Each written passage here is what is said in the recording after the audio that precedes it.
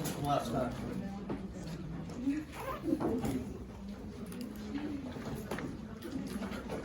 Again, just to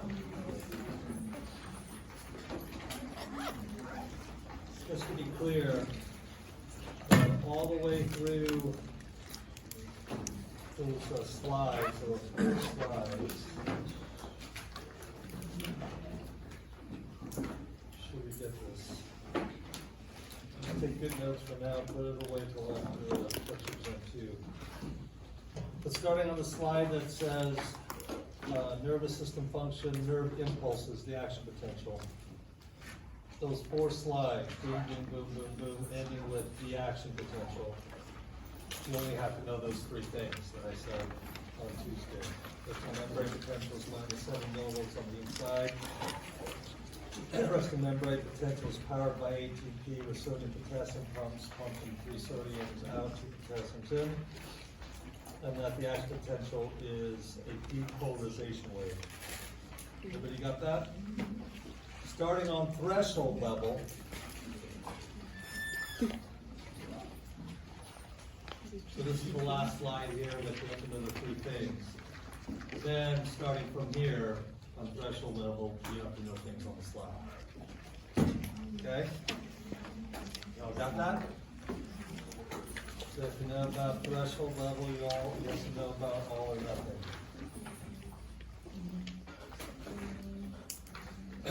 And that once you hit threshold, you start a vicious cycle of sodium gates opening. But it's this is something mentioned on the last slide we covered. It's the sodium that allows the sodium gates that allow the sodium to come in that makes it more positive. That causes, because it's a vicious cycle, it skyrockets. But it does a quick U-turn and comes back down because of potassium gates opening. And that's what it's talking about here. The sodium gates cause that spike to go up, but then they close and the potassium gates cause it to come right back down. And when it comes right back down, that is repolarization. So depolarization is the spike going up. This is what the match potential looks like. You're at -70. Threshold is around -55.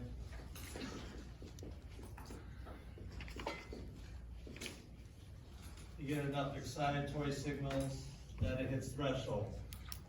Once it hits thresholds,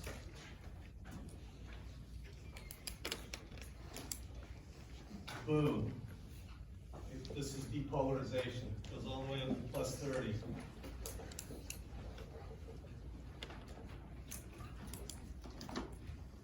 This is depolarization.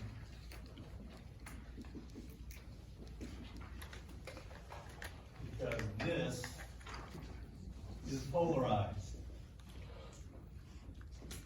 Being negative on the inside. -70. You get threshold, it goes boom, becomes positive on the inside, so it's no longer polarized, it's depolarized. And this is from sodium channels opening.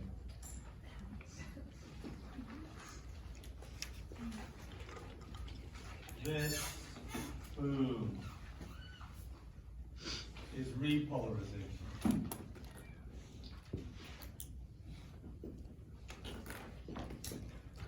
And this is for potassium gates. There are some that are even slower. Slow potassium gates, and it causes it to go even lower than -70 for a while. Those are still potassium gates, and it's back to -70. Okay, so does that help make sense out of this last word on the slide? That's the purple area, repolarization. Depolarization comes up. Returning to -70 is repolarization. It goes up past it, comes back, and now you're polarized. And again, for that neuron, all those spikes are identical. They look exactly like that. Different neurons will have slightly different spikes. But for that neuron, it's always the same. That's the all. If in threshold you have the all, then it's always the same. So when it says all action potentials will be identical, that is for that neuron. You should probably write that. All action potentials will be identical for that neuron. Different neurons, spikes look different.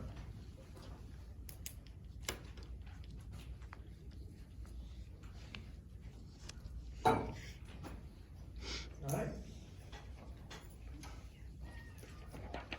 Everybody got this? Because you have to know this. Again, it's just those 4 slides. You have to know the 3 things. I'm not going to ask you anything else on those 4 slides. Can we move on? Okay. The way a neuron communicates with other cells, oftentimes it's another neuron, sometimes it's not. But the way a neuron communicates with other cells is through a synapse. Go ahead and fill in the blanks.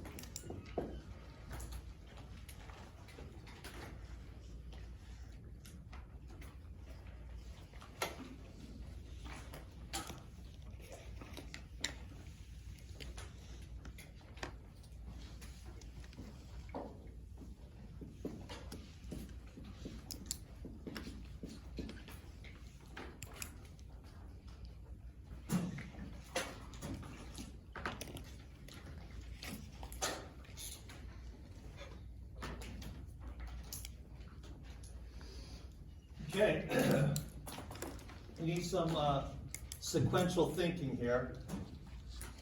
The way this neuron is going to communicate with this neuron, when the action potentials flow in this direction of the arrows, it's going to happen at this communication we call a synapse. For this synapse, this is before the synapse, that's the presynaptic neuron. This is after the synapse. So that's a postsynaptic neuron. Everybody get that? That makes sense, right? Is that boring? Yep. Okay. If it is boring, think about doing something else. Anything that has to do with the bodies, especially something that has so much to do with drug effects, pharmacology, and medicine. You can't understand all that fun stuff unless you understand this. And if this bores you, think about doing something else. Everybody got it? You're going into fields for which the instructor should not be generating interest in you, should not be generating enthusiasm in you. If you can't generate it yourself, you should think about doing something else.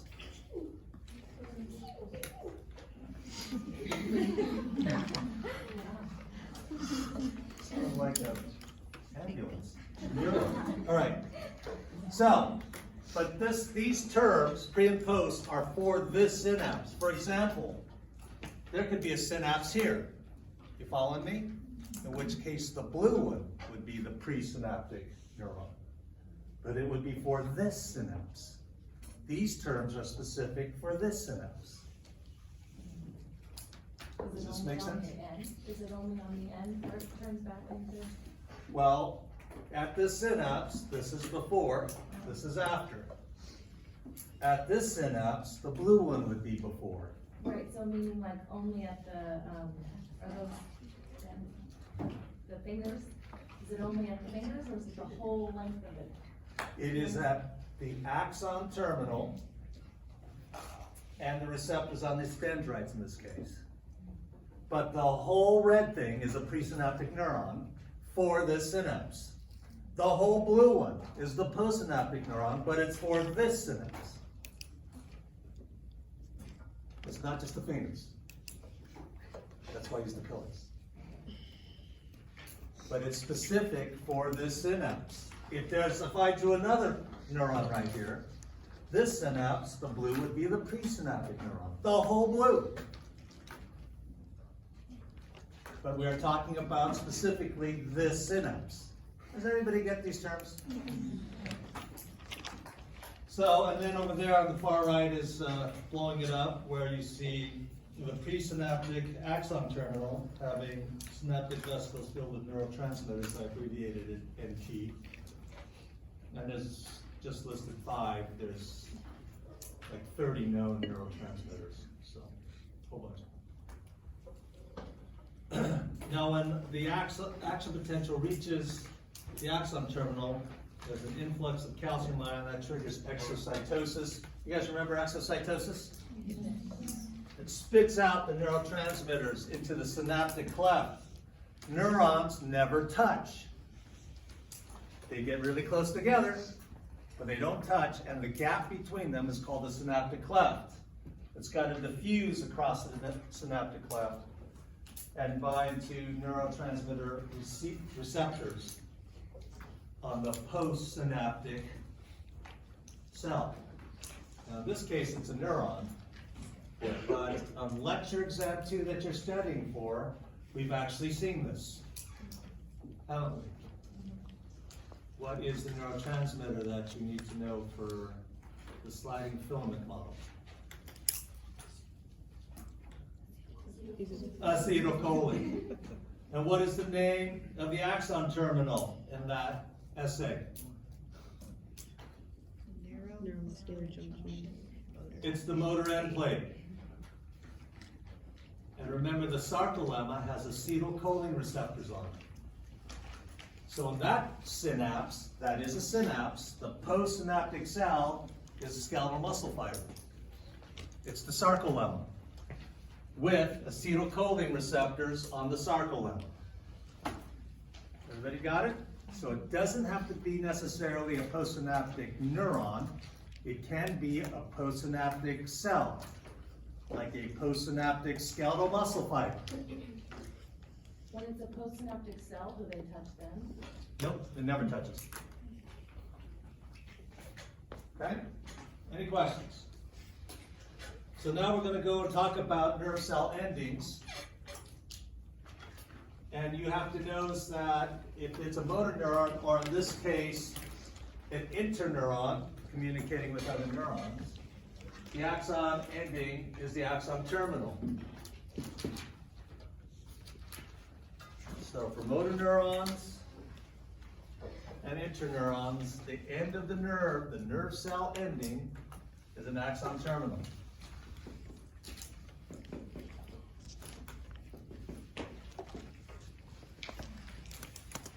Okay.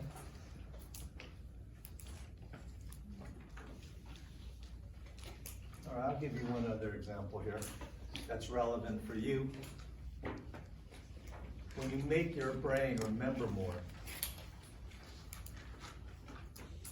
and it takes discipline, your brain can remember more. Because in your hippocampus, where long-term memory is stored, I drew one dendrite right here. See that? The first thing that happens when you just keep studying, even if you don't remember it, the fact that you're working your brain is giving this postsynaptic cells chemical cues to grow bigger. And it does. I'm going to erase this so I don't confuse you when you're taking the pictures. But instead of this one thing, it starts growing like this. And it surrounds this axon terminal. It's called a dendritic spine. You can see pictures of this. But it's only in people who are working their brains, making their brains remember more. You start building dendritic spines. If you don't, if you use passive learning techniques, if you don't listen to me and learn how to be an active learner, it stays wimpy like this. Which is why you can't remember shit. Does this make sense? This doesn't happen by making things fun. It doesn't happen by making things entertaining. That's a different memory cycle in the brain. And it's hit or miss. You build dendritic spines and then have recurrent circuits in your hippocampus. It's everything you can remember.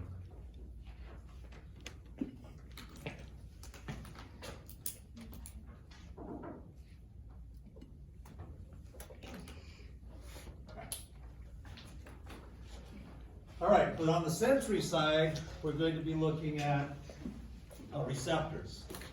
But for right now, for motor, the only one you have to know is the motor end plate. At the neuromuscular junction. The motor end plate is the axon terminal, together with the sarcolemma, the neuromuscular junction. But we saw that for lecture exam 2, didn't we?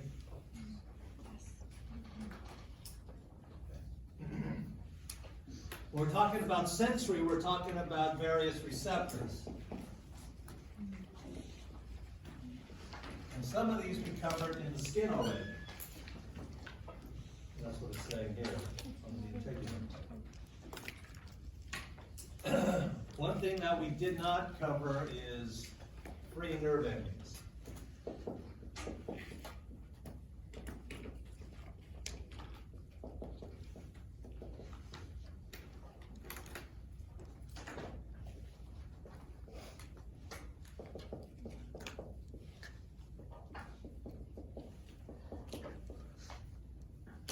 You guys remember tactile corpuscles, Meissner's? Okay, that is a multicellular, specialized, highly differentiated receptor. When we talking about free nerve endings, it's undifferentiated. The sensory neuron just ends. Just the end of a, just a blind end of a sensory neuron. Everybody got it? Because of that, it says here, senses the most diverse sensations. What you want to write next to that is as a group, free nerve endings sense the most diverse sensations. As a group.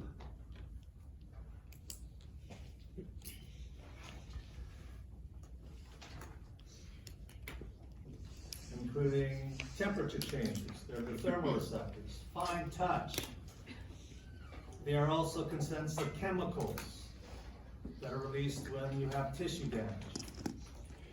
And they become the pain receptors. But here's the other thing you want to write next to this. A single free nerve ending is highly specific.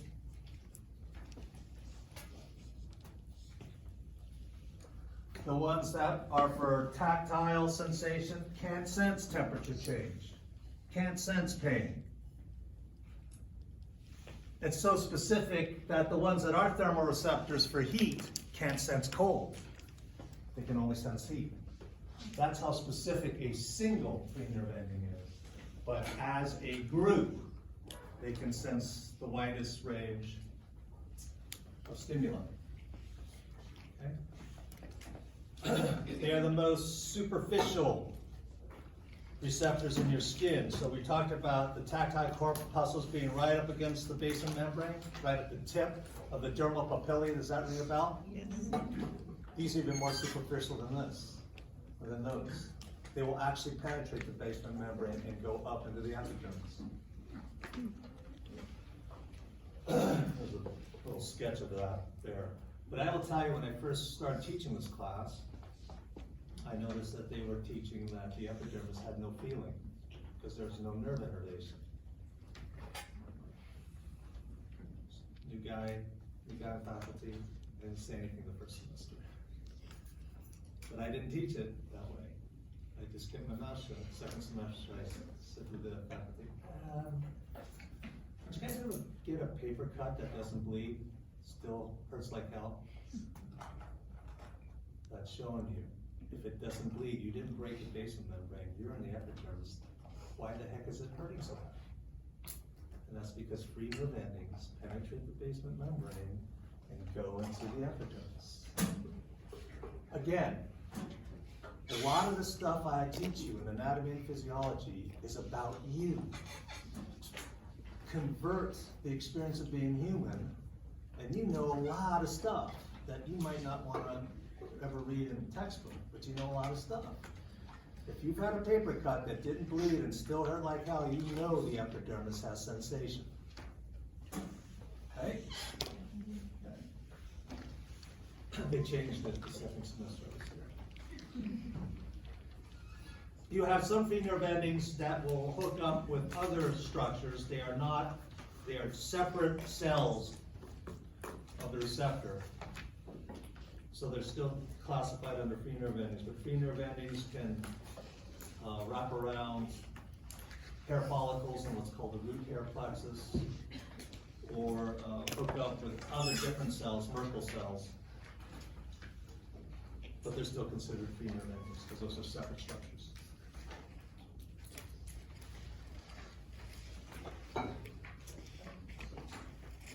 Everybody got this? Most diverse sensations as a group, single free nerve ending is highly specific. Then we have encapsulated endings.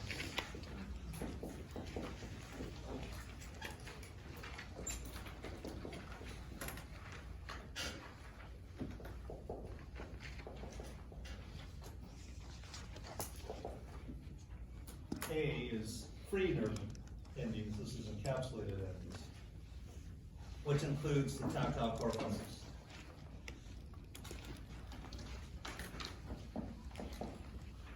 Onneimizins.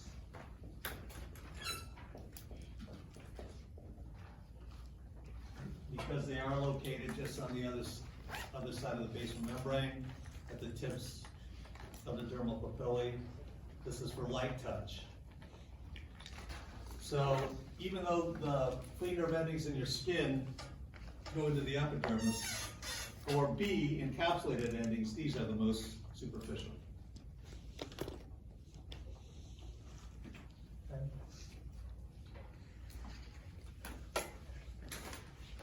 And again, they are loosely scattered throughout your body, but where you have higher sensitivity to touch, eyelids, lips, fingertips, fun buttons, you have a lot more of these in almost every dermal papilla in some areas.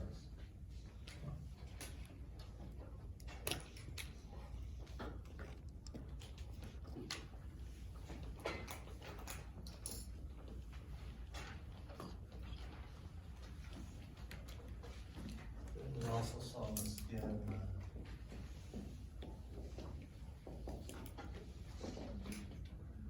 unlike corpuscles. But they are deep in the deeper dermis, and so this is deeper pressure and more pulsing vibrations. It looks like a cut ending because it has concentric cellular encapsulations. Remember also, and I said this in lab, it's not just found in the skin, it's also found in a lot of internal organs, joint capsules, other areas.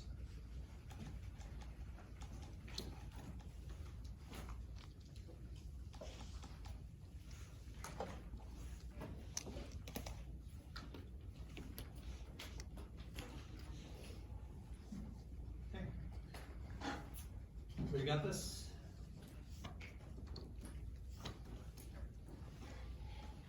And again, I'm just putting a brief outline on there. On your own outlines, you want to put things that are highlighted, underlined, or bolded.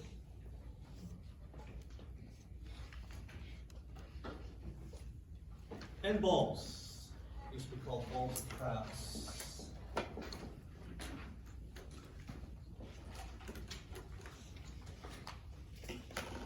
These are for touch and pressure. They used to be thought to be a thermoreceptor for cold. In fact, that's when I first started teaching this class, that's how they taught it. It was the cold thermoreceptor. I said, no, it's not. But I waited for the second semester.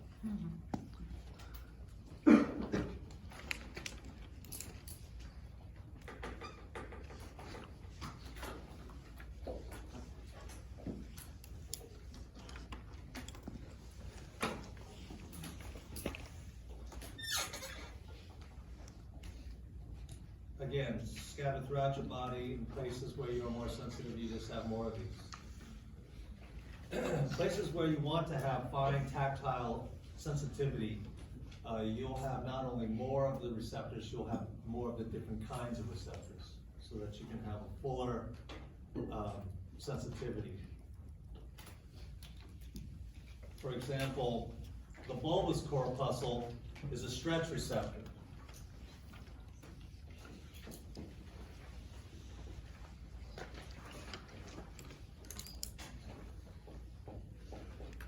And so this is going to only send action potentials to your brain if there is a more serious distortion of your skin.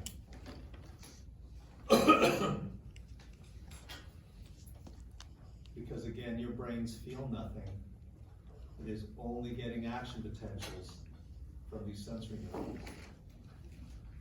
And to have a more complete sensation of the feeling of touch, you have to have different sensory receptors.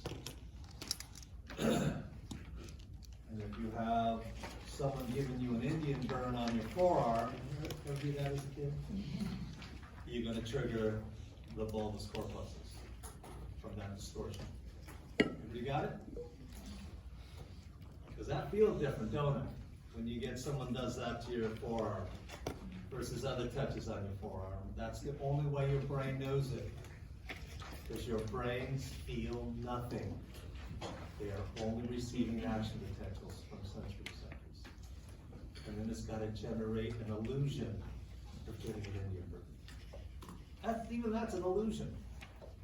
Your brain is fabricating it in your parietals.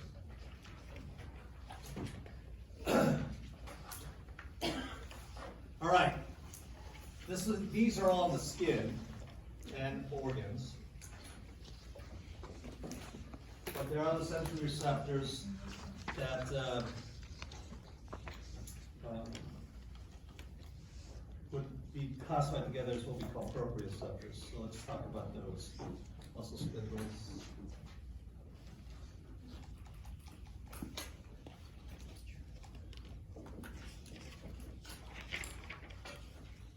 But they're still encapsulated in. Let's see if we can do this.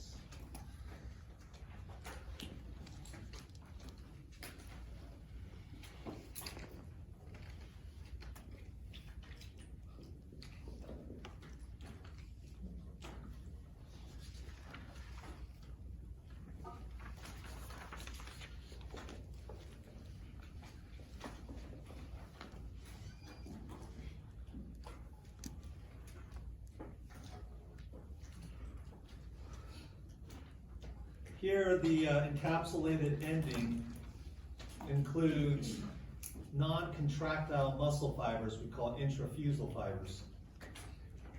And when the muscle is stretched, it stretches these intrafusal fibers and causes these sensory neurons to fire off so that your brains understand and can sense that the muscles are stretched. Muscle spindles. Everybody got that? Here's the difference. These guys are in the muscle.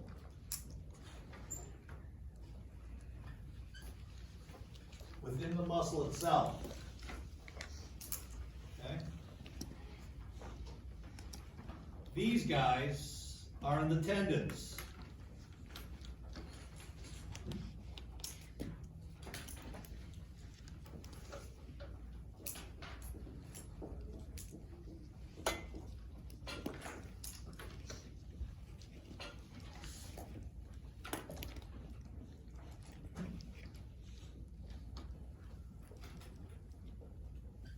But they sense parallel things.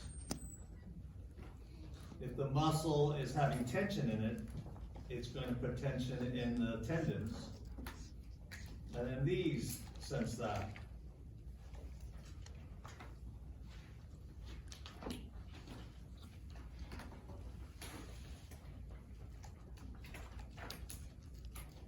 Again, these encapsulated endings are giving the brain proprioception.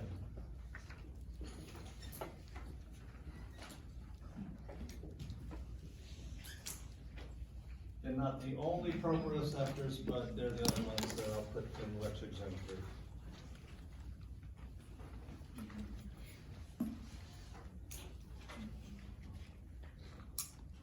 Does this help at all?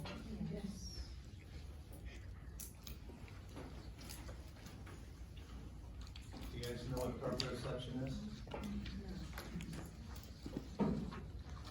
It is giving your brain information of where your body parts are in space without you having to see them. It's giving your brain sensory input about where your body parts, your appendages are in space without having to see them.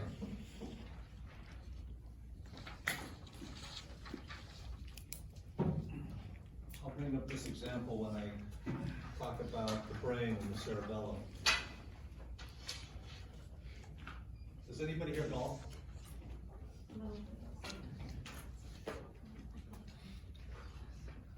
If you want to take up golf, you gotta really want to. Because if you don't really want to, you will never do it. Because it is frustrating as hell.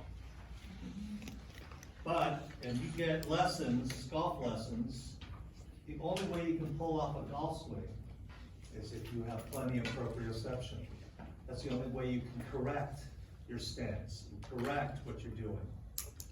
And then when you pay your teacher for the golf lesson, the only way you can get your wallet out of your back pocket is with proprioceptors. I'm not looking, but I know where my hand is in space. I know now it's near my ass and I can get my wallet. Everybody got it? That's proprioception, knowing where your body parts are in three-dimensional space without having to see it. Okay?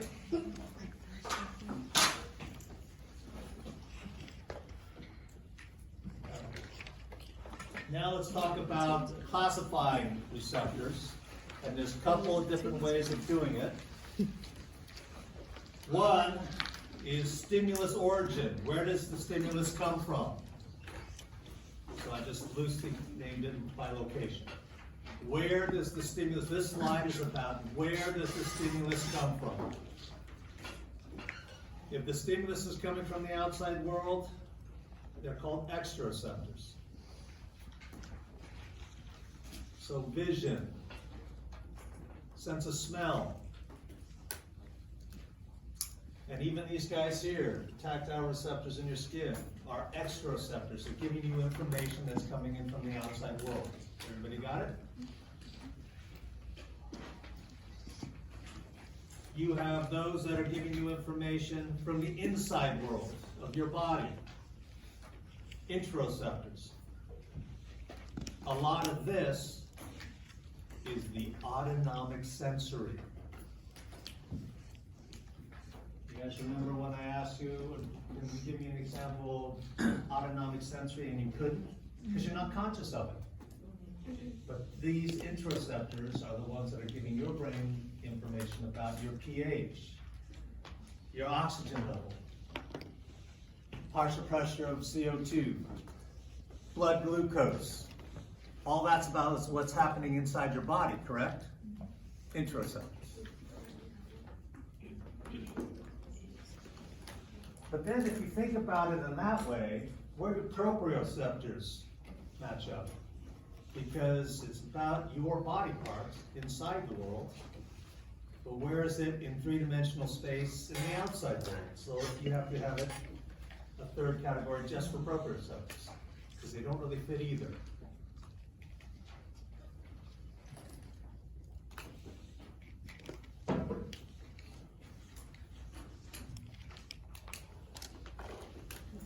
This slide is about where the stimulus comes from. Location of the stimulus. Everybody got it? Next two slides are the type of stimulus. If it's anything just physical, touching, bending, pressure, tension, anything that's just physical, that's a mechanoreceptor. So So proprioceptors, it's all about muscle stretch or tendon stretch. That's the mechanoreceptors. Anything where you're being touched on your skin, mechanoreceptors. These are referred to as tactile receptors on this slide.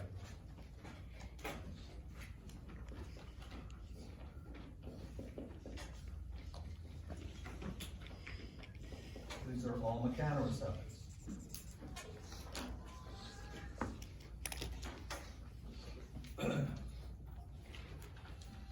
Baroreceptors, that's on the bottom right here, they are stretch receptors in these major arteries. And if your blood pressure is high, your arteries are stretched more. You're actually getting information, your brain is getting information about your blood pressure. That's autonomic sensory. And if these baroreceptors are stretched in these arteries, your blood pressure is high. If they're not stretched, it's low. Everybody got what a baroreceptor is? Even hearing my voice, all it's doing in your cochlea is bending these cilia. And it depends, this cochlea looks like a snail, where these chambers wrap around the hub 2.5 times. And all you have to do is resonate the frequency at a different spot in the snail. And that's the difference between this and this. You're just bending hairs at a different spot in the snail.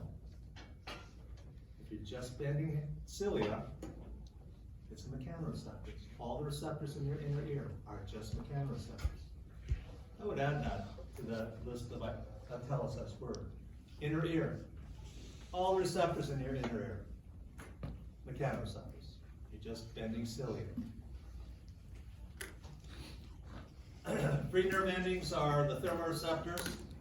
Again, they're highly specific. If you've got a free nerve ending,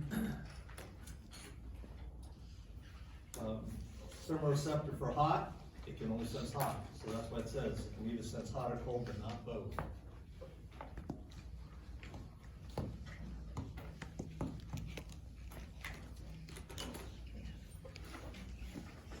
You got it?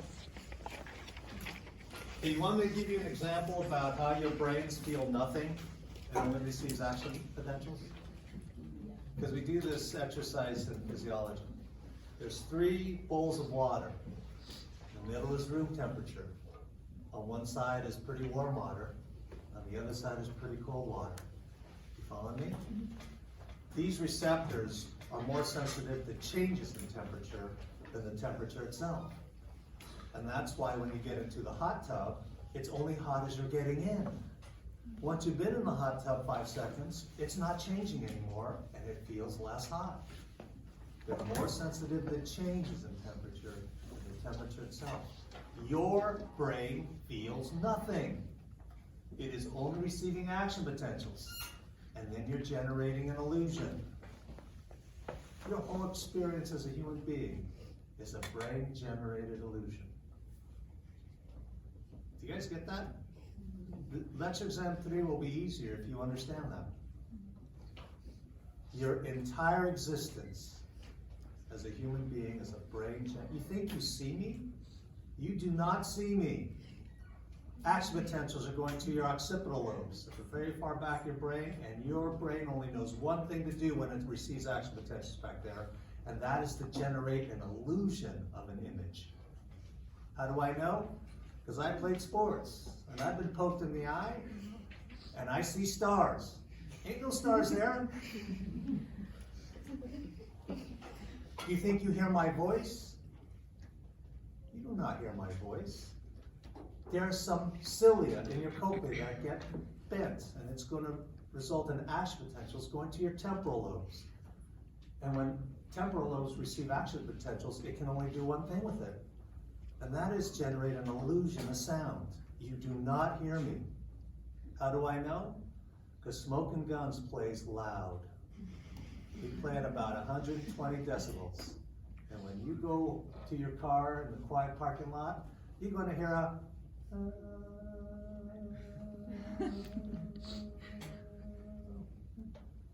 You think there's a sound out in the parking lot? Because we bent those cilia so hard, they're staying bent for a while. And it's generating advertisements that goes to your temporal lobes. Your brain generates an illusion of. That's why when I do practice in Damon's garage, I wear earplugs. Yes? So you're saying that sound is made through the bending of the cilia? So In the cochlea. what happens when people say that you listen to music too loud and you start losing your hearing? If the cilia spend too much time bent, they'll either stay bent, and if they stay bent, eventually the neurology of it is the hair cell, it's called the hair cell, they're not really hairs or cilia. The hair cell cannot generate the creative potential anymore. And if it can't generate the creative potential, then this bipolar neuron can't fire off an action potential, and you just can't hear it. If you get to 140 decibels, which we never do, the cilia break. And then that's permanent hearing loss. Unless the cilia break. It's called the acoustic suicide spot. What is that when before being old, your hearing is? Yeah, a lot of that is, it's multiple different things. Part of it is the cilia are not as flexible as they used to be. They just start getting stiff. The fluids start getting a little less fluid-like, more jelly-like. There's a ton of different reasons. In fact, everyone here already has hearing loss. Do you guys know that? They say that the human range of hearing is 20 hertz to 20,000 hertz. Okay, you should know this, so that no stereo salesman can upsell you on something that you can't hear. Oh, you gotta buy this setup. You know, that thing, you can go down to 14 to 22,000 hertz. You're thinking, wow, that's gotta be better. Yeah, for your dog. Your dog might notice a difference, you're not. If you know actual science, you know that 20 to 20,000 hertz was the most you were able to hear, and that was probably when you were in preschool. By the time you're in kindergarten, the bottom and top ends are already shrinking. And as adults, you already have hearing loss, you could probably go 28 to maybe 19,000 hertz. So why would you want to buy something when the guy's saying, oh, this is 12 to 22,000 hertz? Going, yeah, I can't hear anything past 19. My dog can, not me. And I ain't buying this for my dog. Okay? So why did we get off track? Oh, so this is what we did. So if you take your hand in the hot water, right, and you put it in the room temperature water, that is a cold change, is it not? From hot to room temperature. This hand feels cold. You go put your hand in cold water, after it's been there for a while, you put it in room temperature water, that's a warm change. This hand feels warm. Everybody, you're putting it in the same bowl. One hand feels hot, the other hand feels cold. Because your brains feel nothing. It's only receiving action potentials, and when it's receiving action potentials from warm free nerve endings, it feels warm. If your brain is getting information from cold free nerve endings, it feels cold. And it's going into the same bowl. You feel nothing. All right, chemoreceptors, anything that has to do with chemicals. For somatic, sense of smell, sense of taste, you're aware of it. Those are chemoreceptors.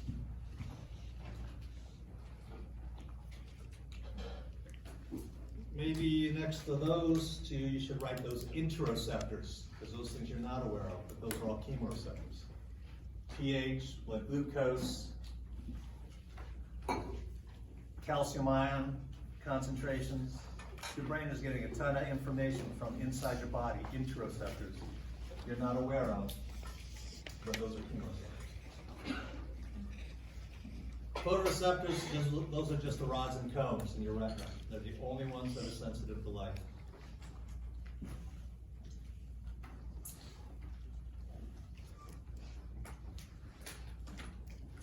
And nociceptors, those are the free nerve endings for pain. It's kinda, this is kinda in between chemoreceptors and thermoreceptors. Because intense temperature will cause pain. But also, chemicals released in tissue damage. So this is a form of chemoreceptors.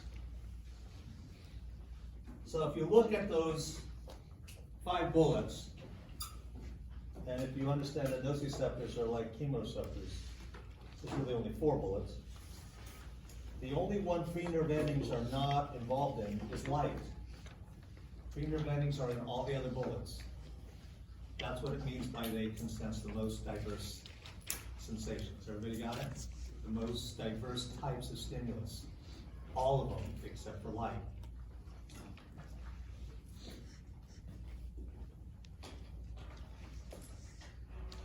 All right, then we covered this in lab this week. There are other neuroglial cells, but the ones that you need to worry about for lecture exam 3 and lab exam 3 is in the PNS, is just one we'll give you, and that's the neurolemmacyte, old name Schwann cell. It's a myelinating cell, but it dedicates itself to one axon. In the CNS, there are 4. The first out of 4 is the oligodendrocyte. It does in the CNS what the neurolemmacyte does in the PNS. The only difference is because there are so many axons in the brain and spinal cord, the oligodendrocyte will branch and myelinate several axons, while a Schwann cell will only dedicate itself to one axon.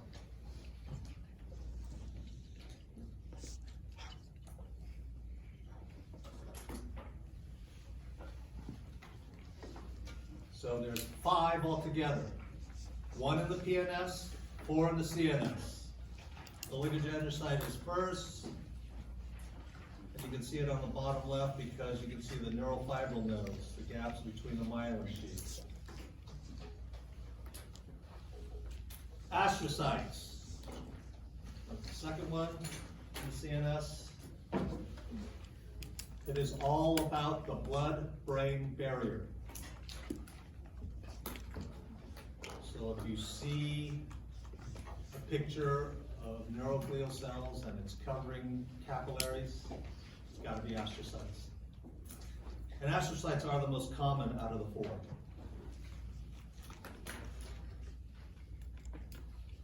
Microglia are the phagocytes of the CNS. They do the phagocytosis, takes out things that don't belong. And the reason why you have to have microglia is because of the blood-brain barrier.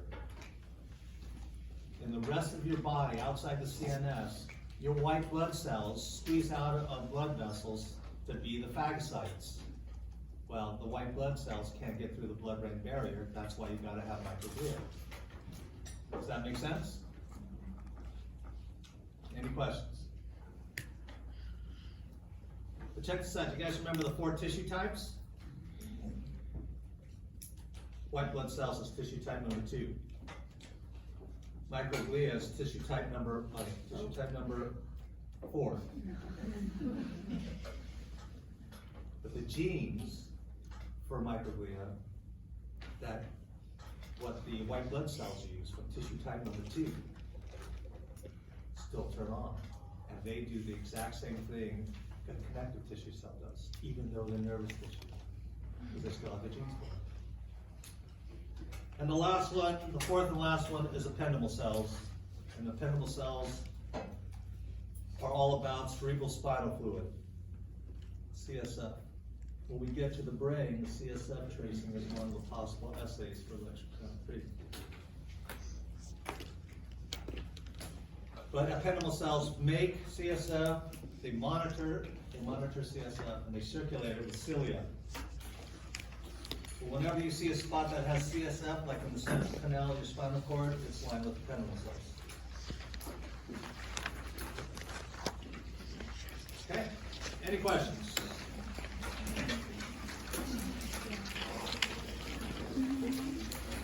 We'll get to, central nervous system after lecture exam 2 on Tuesday. So next lecture is lecture exam 2.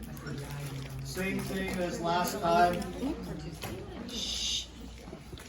Drop off a small blue book. Please make sure they're small on the front desk. Don't put your name on it. The one you bring is not the one you use. Have all cell phones off or silent. Same thing with any watches. Put it in your backpacks or purses against the wall.